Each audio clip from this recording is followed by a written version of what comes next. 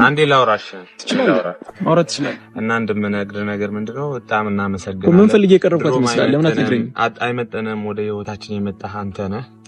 ገባኝ። እኔ ነኝ የመጣሁባቸው። እኔም እኮ እንደመጣሁት እኔ እየወጣሁ ነው አይደል እኮ። እናመሰግናለን። ሄለን አትመጥናትም። አሁን የተሰማህን ነገር ተናግረሃል።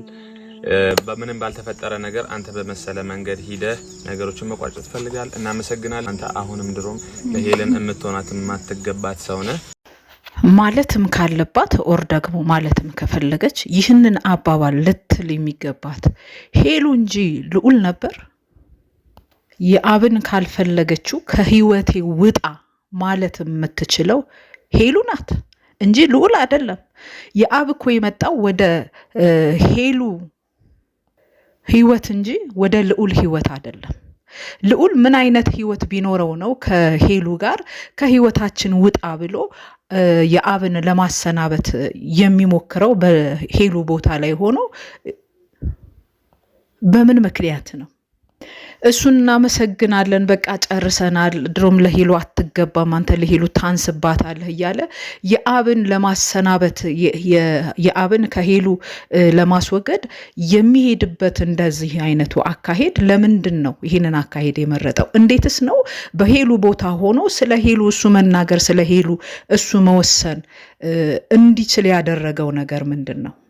የአብን ከህይወታችን ውጣ ብሎ ሲለው ልዑልና ሄሉ ህይወት ነበራቸው። አንድ ላይ ሊኖሩ አንድ ላይ ሊያስኬዱ የሚያስችል ህይወት ነበራቸው። በዛ ህይወታቸው ላይ ነው የአብ መቶ የገባባቸው ወይንስ ምን ለማለት ፈልጎ ነው? ልዑል የሚናገረውንና የሚለውን ራሱ አገናዝበው የሚል እየተናገረ ያለ አይመስለኝም። ደሞስ ማን ወሳኝ ያደረገው እሱን በሄለን ጉዳይ ላይ? ያቺ ምርጥ ጓደኛዋ ሶሲ ሄሉ ከየአብ ጋር እንድትቀጥልና ይሄ ሀዘኗ እንዲወገድ የጀመረችውን ደስታ ከየአብ ጋር እንድትቀጥል የከፈለችውን ዋጋ አይተናል። በጣም በሚገርም ማስተዋል፣ በጣም በሚገርም ብልጠት፣ በጣም በሚገርም ብልህነት ሄሉንና የአብን ለማነጋገር እንደገና ለማስታረቅ ብዙ ሂደቶችን ሄዳለች። ጓደኛ ማለት ይሄ ነው። በቃ የጓደኛውን ደስታ የሚፈልግ፣ ስለ ጓደኛው ደስታ የሚሰራ፣ ስለ ጓደኛው እረፍት የሚሰራ ጓደኛ እንደ ሶሲ አይነት ጓደኛ ነው። በቃ የአብንና ሄሉን አንድ ላይ እንዲሆኑላት ብዙ ጥራለች ሶሲ ማለት ነው። ልዑልን ግን ስንመለከተው የአብና ሄሉ እንዲራራቁ፣ እንዲጣሉ፣ እንዲለያዩ እንጂ አብረው እንዲሆኑ እንዲቀጥሉ ሲያደርግ የምናየው ነገር ምንም ነገር የለም። ስለዚህ በሄሉ ጉዳይ ላይ በሄሉ ህይወት ላይ ልዑል የሚጠረጠርበት ብዙ ነገር አለው። ከመጀመሪያው ከሄሉና ከየአብ ጸብና መጣላት ጀምሮ ትልቁን ስራ ሲሰራ የነበረው ልዑል ነው። በዛ ሁኔታ ተጣሉ። ግን የአብ እጅግ በጣም ርቆ ሄደ ማለት በብዙ ማስተዋል በብዙ ሁኔታ ወላጆቿ ጋር ድረስ ዋጋ ከፍሎ ሄዶ አገሯ ድረስ ዋጋ ከፍሎ ሄዶ እንደገና ከሄሉ ጋር መታረቅና አብሮ መሆንን ስለፈለገ ያንን ሁሉ ርቀት ተጉዞ እንደገና እሱንም ሆነ ሄሉን ወደ ደስታቸው ተመልሰው ነበር። ወደ ደስታቸው ተመልሰው ደስታቸውን ማጣጣም ልክ ሲጀምሩ ልዑል እንደዛ አይነት ድራማ ሰራና ልጆቹ ለመለያየታቸው ምክንያት ሆነ ማለት ነው። የአብ እኮ ድጋሚ ቀለበት ሊያስርላት ለሄሉ ኬክ ቤት ሄዶ ኬክ ገዝቶ በኬክ ውስጥ ቀለበቱን ደብቆ የምትወደውን ሰው ማስደሰት እንዴት ደስ ይላል እያለ ሄሉን ለማስደሰት ቀለበቱን ማለት ኬኩን ይዞ እየወጣ እያለ ፊት ለፊት የአብ ቀጥ ብሎ ከኬክ ቤቱ ሲወጣ ሊያያቸው በሚችለው መልኩና ቦታ ላይ ሆነው የጠበቁት እነሱ ናቸው። ምናልባት ሄሉ ይሄንን ሁኔታ ላታቅ ትችላለች። ልዑል ግን ሆን ብሎ ያደረገው ነገር ነው። ምናልባት የአብን ሊበቀለው ይፈልጋል፣ ሊያበሳጨው ይፈልጋል። የአብን ደግሞ ከሄሉ እንዲርቅ ለማድረግ ይፈልጋል። ስለዚህ ይህንን ሴራና ይህንን ድራማ ሆን ብሎ ይሰራው ነው ልዑል። በዚህም ምክንያት ሄሉና የአብ በእንደዚህ አይነት መልኩ በተታረቁ በማግስቱ እንደገና በእንደዚህ አይነት ጥል እንዲጣሉ ምክንያት የሆነው ልዑል ራሱ ነው። ሄሉንና የአብ ወላጆቻቸው የሄሉ ወላጆች ባስታረቋቸው ጊዜ በጣም ደስ ብሎኛል ብሎ ሳማቸው እንጂ እዛ ቦታ ላይ ምንም ደስታ እንዳልነበረው፣ በእነሱ መታረቅ ደስታ እንዳልነበረው የሚያንጸባርቅ ነገርም ነበረበት። ደስታ ቢኖረው ኖሮ በእነሱ መታረቅ ደስታ ቢኖረው ኖሮ ይሄ ደስታቸው እስከ ፍጻሜ ድረስ እንዲሄድ ዋጋ ከፍሎ መስራት የሚገባውን ስራ ይሰራ ነበር። ነገር ግን ደስታቸው በማግስቱ እንዲጨልም ነው ያደረገው ራሱ ልዑል ማለት ነው። ባልገባህና ባላወቅከው ባላየኸው ነገር ብሎ ማለት እንዴ ድጋሚ ቀለበት ሊያስርላት ቀለበቱን ይዞ እየሄደ ባለበት ወቅት ልዑልና ሄሉን በዛ አይነት ሁኔታ ሲያያቸው የአብ የማይናደድበት ምክንያት ምንድን ነው? ልብ ይሰብራል። እውነት ነው። ልብን እንክት አድርጎ የሚሰብር እጅግ የሚያሳዝን የሚያናድድ ሁኔታ ላይ ነው ያያቸውና ያገኛቸው። ልዑል ይሄንን ሁኔታን ለማጣጣል የሞከረበት ምክንያት የሄደበት መንገድ በጣም የሚገርም ነው። ባላየኸው ባልሆነ ባልተሰራ ስራ እንደዚህ ብለህ እንደዚህ አድርገህ ከሷ ለመራቅ ፈለክ። ድሮም ያየኸውን ነገር አይተህ ነው የመጣኸው እንጂ ሄሉን ወደሃት አይደለም ማለት አይችልም። እንደዚህ እሷን ስለሚወዳት ምን ያህል ርቀት እንደሄደ አይተናል። እንዴ ጮኛው እኮ ናት። ታገቢኛለሽ ወይ ብሎ ጠይቋት አገባሃለሁ ብላው እኮ ቀለበት ያደረገላት እኮ ልጅ ናት። የሚወዳት ፍቅረኛው እኮ ናት። እንዴት ነው የማይናደደው? እንዴት ነው የማያዝነው? እንዴት ነው የማይሰበረው? ልዑል ቢሆን እንደዚህ አይነት ሁኔታ በሱ ላይ ቢገጥመው ምን አይነት ሁኔታ ሊሄድ እንደሚችል፣ ምን አይነት እርምጃ ሊወስድ እንደሚችል ግልጽ ነው። እንደውም ልጁ በትዕግስት አልፏል። እዛ ቦታ ላይ ብዙ አይነትን ሁኔታ ሊፈጠር ሲችል ምንም ማድረግ አልፈለገም። እኔ ከጅማሮ ጀምሮ ልዑል በሄሉ ጉዳይና በሄሉ በዚህ በትዳሯ ጉዳይ ላይ እየገባ የሚሰራው ስራ ያበሳጨኛል። እንደገና ደግሞ አሁን ለሄሉና ለያብ ለመጣላታቸው ምክንያት እንዲሆን የሰራውም ስራ እጅግ በጣም የሚያበሳጭ ነው። ከዛ አልፎ ደግሞ የአብ በቃ እኔ አልፈልግም ሄሉን ባለ ጊዜ ደግሞ መጥቶ ድሮም ወደ ህይወታችን የመጣኸው አንተ ነህ፣ ስለዚህ እናመሰግናለን። ምን ህይወት አለው እሱ ከሄሉ ጋር? ህይወቱ ምንድን ነው? ከሄሉ ጋር ከጓደኝነት ያለፈ አብሮ በዘላቂ ለመኖር በትዳር አብሮ ለመቀጠል የነበረ ህይወት ነበራቸው። ህይወት የሚባለው ያ ነው አይደል? ወደ ህይወታችን የመጣኸው አንተ ነህ እንጂ እኛ አይደለንም አለ። የአብ የመጣው ወደ ሄሉ ህይወት እንጂ ወደ ልዑል ህይወት አይደለም። ወደ ህይወት የመጣኸው አንተ ነህ እንጂ እኔ አይደለሁም ብላ ማለት የምትችለው ሄሉ ብቻ ናት። እሱ ምን አግብቶት ነው?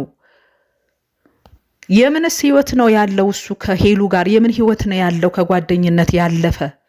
ልዑል አንተ ለሄሉ አትገባትም፣ ወደ ህይወታችን የመጣኸው አንተ ነህ፣ እናመሰግናለን ብሎ ካለው በኋላ ሄሉ ስንት ጊዜ ነው ጉልበቱ ላይ ወድቃ ይቅርታ የጠየቀችው የአብን? እሷ ባልጨረሰችው፣ እሷ ባላሰናበተችው፣ እሷ በቃ ይሄን ባላለችው እሱ ገብቶ ለእሷ የሚወስንላት በቃ እናመሰግናለን ብሎ የሚልበት ምክንያቱ ምንድን ነው? ለምንድን ነው እንደ ጓደኛዋ እንደ ሶሲ አስተዋይ መሆን ያልቻሉ? በጣም ብልህ ናት ሶሲ፣ በጣም አስተዋይ ናት። ለጓደኛዋ በጎና መልካም ነገር የምታስብ ሰው ናት። የአብ ሊናደድ ይገባዋል። አዎ ሊናደድ ይገባዋል። ሊሰበር ይገባዋል። በሆነው ባየው ሁኔታ ሊያዝን ይችላል። ለምንድን ነው ማያዝነው? ሰው አይደለም እንዴ? ፍቅረኛው አይደለችም እንዴ? ዋጋ የከፈለላት ሰው አይደለችም እንዴ? ሄሉ እንዴት ነው ማያዝነው? የአብም ደግሞ በብልህነትና በብልጠት መሄድ መራመድ ሲችል እዛ ቦታ በእንደዛ አይነት ሁኔታ ታግሶ ካለፈ በኋላ ጊዜ አልወሰደም ነገሮችን ለማሰብ ለማሰላሰል፣ ሄሉን እንኳን ለማዳመጥ እንዳሰብከው አይደለም እንደገመትከው አይደለም ቆይ ልንገርህ ብላ ስትለው ሄሉን ለማዳመጥ ጊዜ ሊሰጣት አልቻለም፣ አልወደደም። ለምን? በዚሁ ተመሳሳይ እኮ የአብ ራሱ ደግሞ በአልጋ ቤት ከቀድሞ ፍቅረኛው ጋር ልዑል ማናት ሄሉ አግኝተዋለች አይደል እንዴ? የዛው ተመሳሳይ ነገር ነው አሁንም እዚህ ጋር የገጠመው ማለት ነው። ለምን ያንን አላሰበም? ለዛ ነገሩ ከቀድሞ ፍቅረኛው ጋር አልጋ ቤት ላገኘችበት ለዛ ስህተቱ ሄሉ ምህረት አድርጋለት ከሱ ጋር ለመቀጠል ይቅርታውን ተቀብላ ይቅርታ አድርጋለታለች። አሁን ደግሞ ከልዑል ጋር በእንደዚህ አይነት ሁኔታ ሲያገኛቸው ለሄሉ ይቅርታ ማድረግ ያልቻለው ለምንድን ነው? ለምን እንደዚህ ኢሚዲየት አክሽን ወስዶ የቀድሞ ፍቅረኛውን አስጠራት? ለምን ፍቅረኛው እንድትመጣ አደረጋት? ለምን ጊዜ ወስዶ ምናልባት በወቅቱ ተናዷል፣ አዝኗል፣ ስሜቱ እውነት ነው ይቀየራል። ግን ያችን ሙመንት አሳልፎ ትንሽ ጊዜ ወስዶ አስቦና አሰላስሎ ቢያንስ ከሄሉ ጋር ብቻ ተነጋግሮ ጉዳዩን ለመፍታት ለምንድን ነው ያላደረገው? የቀድሞ ፍቅረኛውን ጠርቶ እሷን አስቀምጦ እንደገና ልዑልን አስቀምጦ ሶሲን አስቀምጦ ሄሉን ለማናገር የፈለገው ያደረገው ለምንድን ነው? ለምን ሄሉን ብቻዋን ሲያገኛት ብቻዋን ከማንም ጋር ተመካክሮ አይደለም አይደል እንዴ ወደዚህ ፍቅርና ወደዚህ አንድነት የገቡት? ለብቻዋ አነጋግሮ መስማማትም ከተቻለ መስማማት፣ አለመስማማትም ከሆነ ባለመስማማት መለያየት ሲችሉ እሱ ጀማ ሰብስቦ በእንደዚህ አይነት ሁኔታ የቀድሞ ፍቅረኛውን ከጎኑ አስቀምጦ በጣም ነው የሚከብደው። በእንደዚህ አይነት አካሄድ ይሄዳልም ይጨክናልም ብዬ የአብን እኔ አላሰብኩም። መጀመሪያ ፍቅረኛውን ሲያስመጣና አብሯት ሲሆን በቃ ህመሙን ሄሉ እንድታየው ለማድረግ ነው ይህንን ውሳኔ ወሰነው ብዬ ነበር ያልኩት። በዚህ ልክና በዚህ ጥግ ጨክኖ ከሄሉ በእንደዚህ አይነት ሁኔታ ይለያል ብዬ ግን በፍጹም አላሰብኩም። በፍጹም ማለት ነው። የአብም የተሳሳተው ስህተት አለ። ጊዜ መውሰድ ነበረበት፣ ትንፋሽ መውሰድ ነበረበት፣ ማሰብ ነበረበት። እኔንም አልጋ ቤት አግኝታኛለች ወደሚለው ነገር መጥቶ ለሷም ደግሞ የምትለውን ነገር ሰምቶ ይቅርታ ማድረግ ከቻለ ይቅርታ ማድረግ ሲገባው በእንደዚህ አይነት አካሄድ ሄሉ እንደዚህ ተጨንቃ እንደዚህ ሺህ ጊዜ እየተንበረከከች ይቅርታ እየጠየቀችው እሷን ገፍቶ በእንደዚህ አይነት ሁኔታ መሄዱ በጣም የሚያሳዝን ስራ ነው። ደስም የማይል ነገር ነው። ያቺስ የቀድሞ ፍቅረኛው ልዩ ነው ስሟ። እሷስ ለሱ ምንድናት? ዕቃ ናት እንዴ? እንደ ዕቃ ነው የሚመለከታት? ባልፈለጋት ጊዜ የሚጥላት በፈለጋት ጊዜ ደግሞ የሚያነሳት ዕቃው ነች? እንዴት ነው በእንደዚህ አይነት ሀሳብና በእንደዚህ አይነት አመለካከት ወይም ደግሞ አይምሮ መጓዝስ ይቻላል ወይ? በጣም ነው ያዘንኩት። ሄሉዬን እግዚአብሔር አምላክ እንግዲህ ያቅበታል። እግዚአብሔር ሰውን መርዳት፣ ሰውን ማጽናናት እሱ ፈጣሪ ይድረስላት። ልዑል ግን በሄሉ ጉዳይ ላይ ከዚህ በኋላ ጣልቃ ባይገባባት፣ ነገሯን ባያበላሽ፣ በእሷ ጉዳይና እሷ ልትወስነው በሚገባት ውሳኔ ላይ እየገባ ስለ እሷ ነገር ውሳኔ ባይወስን፣ እሷን ለራሷ ቢተዋት፣ ልክ እንደ ሶሲ ሆኖ በመልካም ጓደኝነት ለሄሉ መልካምና በጎ ነገር እንዲገጥማት መስራት እንጂ እንደዚህ አድርጎ የአብን ከሄሉ ለማራቅ እየሰራ ያለው ስራ ነገ በኔ ነው። ነገ የሚገጥመውን አያውቅም።